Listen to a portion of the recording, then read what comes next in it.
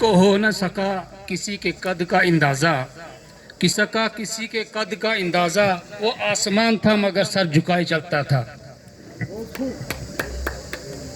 नहदुआ सल्लल्लाहु अलैहि रसूलिल करीम, अम्मा बाद, फ़ौज़ बिल्लाहि मिनश शैतानिर रजीम, बिस्मिल्लाहिर रहमानिर रहीम।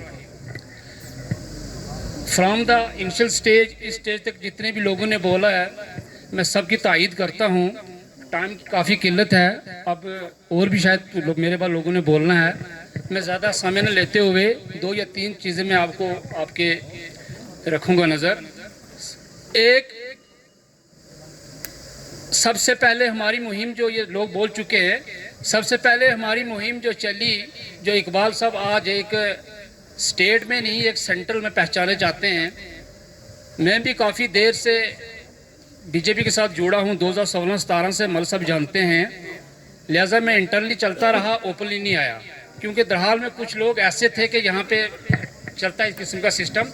मगर मलिक साहब के आने के बाद दरहाल में इतनी तब्दीलियाँ हुई हैं जितनी आज तक शायद हम सोच नहीं सकते थे।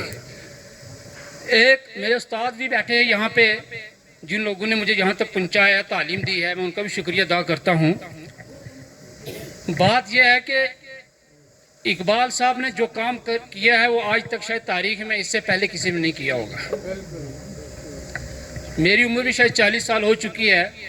मैंने अपनी उम्र में आज तक कितने लीडर देखे हैं, कई पार्टियों से देखे हैं, मगर खुल के कोई भी सामने नहीं आया। इस दौर में मलिक साहब ने वो काम किया है जिससे हमारी जितनी भी आने वाली नस्लें हैं वो रोशनास होंगी और आने वाले जितने भी बच्चे हैं वो काफ़ी ऊंची हाई पोस्ट पे पहुंचेंगे। एक डिस्ट्रिक्ट में अगर, एक कॉन्स्टिट्यूएंसी में अगर एक एमएलए अगर इलेक्शन लड़ता है, वो हाली सिर्फ एमएलए ही बनता है, और एक आईएएस या आईपीएस बनता है, वो 7 या 8 एमएलए के ऊपर कमांड करता है। मेरे कहने का मतलब यह है कि मलिक साहब ने वो काम किया है, हमारे आने वाले नौजवान अगर कोई आईएएस करता है या आईपीएस करता है, उसके नीचे 7 या 8 जो एमएलए काम करेंगे। लिहाजा हमें इन लोगों को या इन जितने भी हमारे रहनुमा हैं, उन रहनुमाओं में गिने जो लोगों का नाम आता है इकबाल मलिक साहब का। इकबाल मलिक साहब की जो खूबियाँ हैं, जो पहचान है, वो हम लोग यहाँ तक बता नहीं सकते क्या पहचान है इनकी। तो हमें लिहाजा बात यह कि जो एसटी का दर्जा हमें मिला है, वो हम बड़े खुशनसीब लोग हैं और बड़े खुशकिस्मत लोग हैं जो इकबाल साहब की वजह से हमें जो मिला है। बात यह है कि एक एसटी के कारण मेरी एक भांजी है, वही उसने प्रोफेसर का एग्ज़ाम पास करके वो ले में शायद गई है, वो एक एसटी के कारण। आज लोग बड़े बड़े दावे कर रहे हैं, बड़ी बड़ी बातें कर रहे हैं कि हम एसटी के, हमने ये किया वो किया, मगर सबसे पहले ये देखो यार, जिस इंसान ने संगे बुनियाद रखी, जो इंसान सामने खुल के आया एसटी के मुद्दे के ऊपर, जिसने इलेक्शन लड़ा, उसको तो देखो। आज तो बड़ी बड़ी पार्टियों के लोग यहाँ बोलते हैं हमने ये किया वो किया, मगर वो इलेक्शन लड़ने के काबिल ही नहीं थे। आज इस जगह से बोल रहे हैं हम ये करेंगे वो करेंगे। यार एसटी हमें मिला तो अभी तो हम इलेक्शन लड़ने के काबिल हुए, आप बातें कर रहे हो।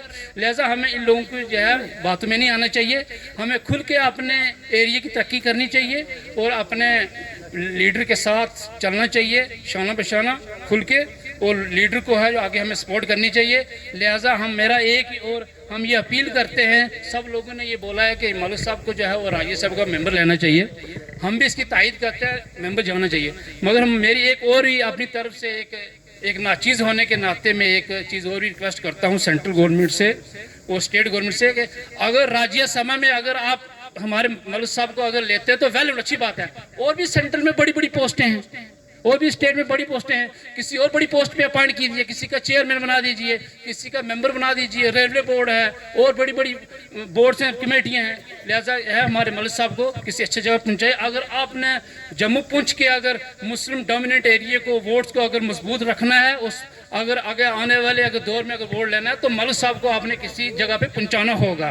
लिहाजा we appeal to central government as well as state LGS administration, be appoint the Mohammad Iqbal Malik sahab from the valley of the Pir Punjab area. Thank you.